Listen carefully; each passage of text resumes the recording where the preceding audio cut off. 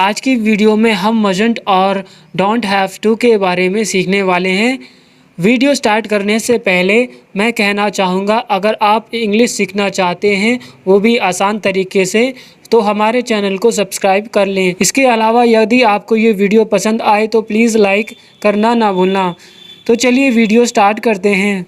तो सबसे पहले हम मजंट के बारे में सीखने वाले हैं, उसके बाद डोंट हैव टू के बारे में सीखेंगे। तो चलिए पहले मजंट के बारे में सीखते हैं। हम मजंट का प्रयोग तब करते हैं जब कुछ करने के लिए सख्त तरीके से मना करना हो। चलिए कुछ सेंटेंस लेते हैं। You mustn't smoke in the school, अर्थात तुम्हें स्कूल में धूम्रपान नहीं करना चाहिए।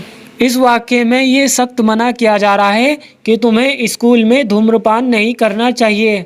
तब हम मजंट का प्रयोग करते हैं। याद रखें, मजंट मस्ट नॉट का शॉर्ट फॉर्म है।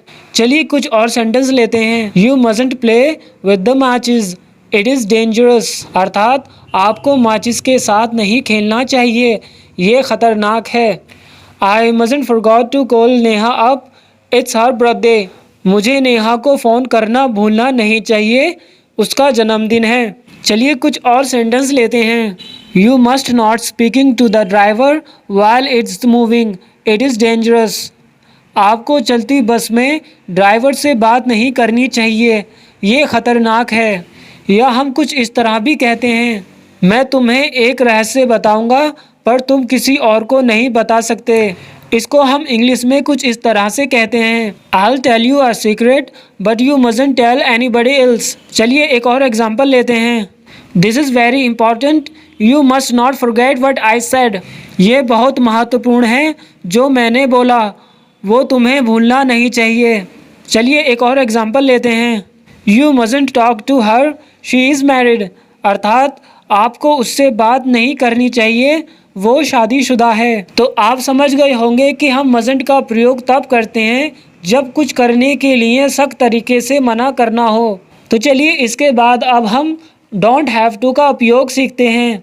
एक सेंटेंस लेते हैं। You don't have to wear a suit tonight, it is not a formal dinner, आपको आज रात सूट पहनने की ज़रूरत नहीं है, ये एक औपचारिक डिनर है। हम डोंट हैव टू का उपयोग तब करते हैं जब कुछ कार्य करना आवश्यक ना हो। चलिए कुछ और एग्जाम्पल लेते हैं। We don't have to wash those glasses because they are clean, हमें उन गिलासों को धोने की ज़रूरत नहीं क्योंकि वो साफ़ हैं। चलिए एक और एग्जाम्पल लेते हैं। You don't have to cook dinner today since we are eating out, अर्थात आपको आज रात खाना पकाने की ज़रूरत नहीं है क्योंकि हम बाहर खाने जा रहे हैं। इससे पता चल रहा है कि कोई ज़रूरत नहीं, कोई आवश्यकता नहीं है। इसके अलावा आप बिकॉज की जगह सिंस का भी उपयोग कर सकते हैं। चलिए कुछ और से एग्जाम्पल लेते हैं।